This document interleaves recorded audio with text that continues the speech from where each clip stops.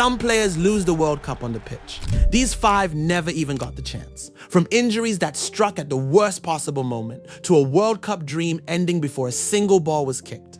This is the story of the unluckiest players of the 2026 World Cup. Before we get into it, if you're new here, hit subscribe because we break down a new World Cup story every single week. Let's get into it. We start with a player who was supposed to live every young footballer's dream, playing a World Cup on home soil. Canada's Marcelo Flores, formerly on the books at Arsenal, ruptured his ACL in the CONCACAF Champions Cup final, just months before the tournament kicked off in his own country. A home World Cup gone before it even began. Next isn't an injury story, it's a heartbreak story.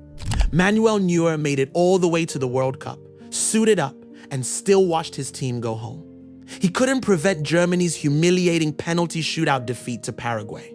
For a veteran of his stature, going out that way, on penalties against Paraguay, that's its own kind of unlucky. Estevão from Brazil. Now, to a 19-year-old who was supposed to be one of the breakout stars of this entire tournament, Chelsea's teenage sensation Estevão suffered a hamstring injury playing for his club back in April, and he simply couldn't recover in time.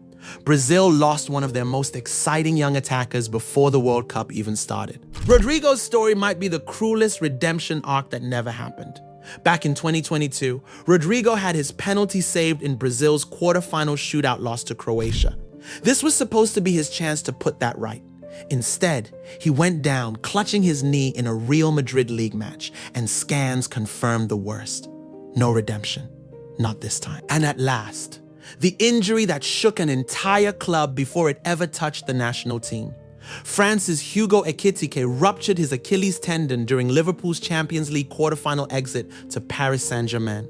It was the low point of that entire tie, and it ended his World Cup prospects before the tournament had even started. One of the most talked about young strikers in Europe, gone from the biggest stage in football, just like that.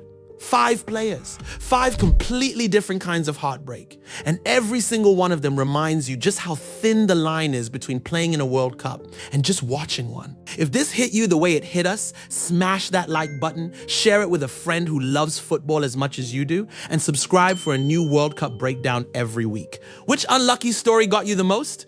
Drop it in the comments. We'll see you in the next one.